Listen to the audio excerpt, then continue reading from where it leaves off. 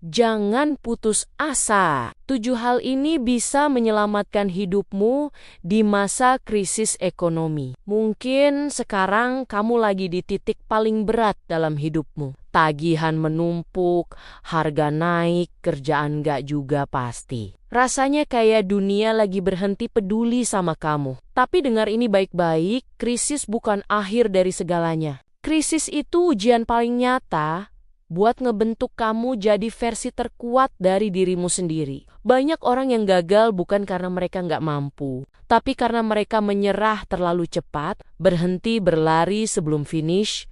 Jadi, jangan putus asa. Hari ini, gue mau bagi 7 hal sederhana tapi penting banget yang bisa menyelamatkan kehidupanmu di masa krisis. Kalau kamu benar-benar praktekkan, hidupmu bisa pelan-pelan balik ke jalur yang kamu mau. Ke jalur yang lebih baik, on the track. Pertama, terima dulu kenyataannya. Langkah pertama bukan langsung nyari solusi. Langkah pertama adalah justru berdamai dengan keadaan. Kamu nggak akan bisa keluar dari krisis kalau kamu masih menyangkalnya. Berhenti untuk bilang, nggak mungkin ini terjadi sama gue. Karena justru dari titik rendah inilah kamu bisa mulai bangkit. Kalau kamu bisa menerima, maka kamu bisa mulai berpikir jernih. Dan dari pikiran yang jernih, biasanya akan lahir langkah pertama untuk menuju perubahan ke arah yang lebih baik.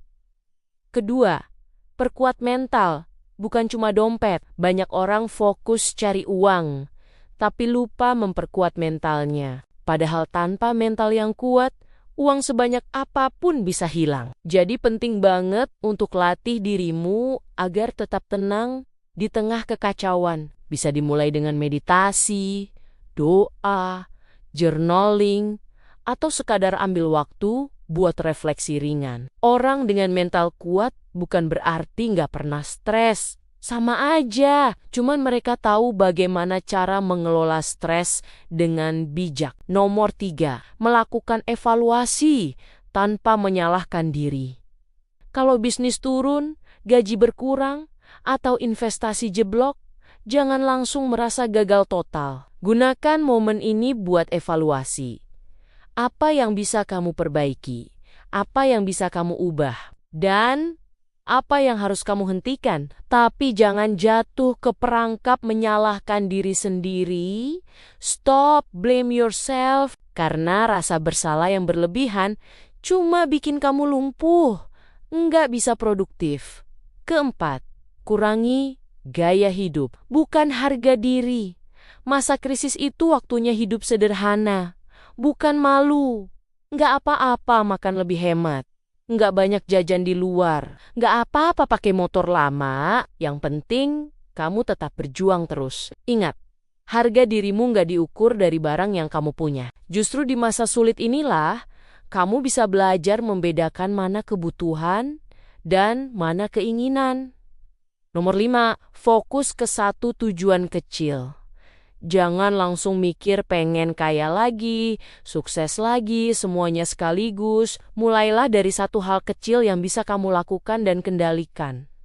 Mungkin itu menambah satu skill baru, atau memperbaiki satu sumber penghasilan, atau sekadar bangun lebih pagi tiap hari untuk ngerencanain langkahmu. Kemenangan kecil itu kayak bahan bakar, nggak besar, tapi cukup buat nyalain api semangatmu lagi.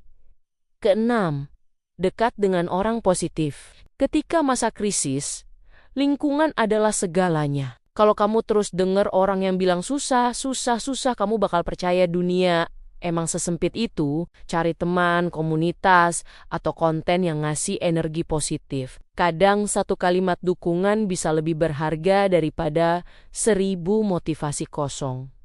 Ketujuh, ingat, semua orang pernah di titik rendah. Jangan kira kamu sendirian. Setiap orang sukses yang kamu lihat hari ini, sebenarnya mereka pernah juga ngerasain sakitnya gagal. Sama kayak kamu. Orang kaya yang kamu kagumi, dulu juga pernah bangkrut. Pemimpin besar, dulu juga pernah dianggap remeh dan sepele. Tapi mereka semua punya satu kesamaan, yaitu nggak gampang menyerah.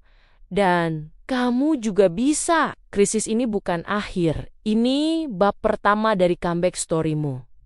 Jadi kesimpulannya, kalau hari ini kamu lagi ngerasa kehilangan arah, tarik napas dalam-dalam dan bilang ke diri sendiri, aku belum selesai.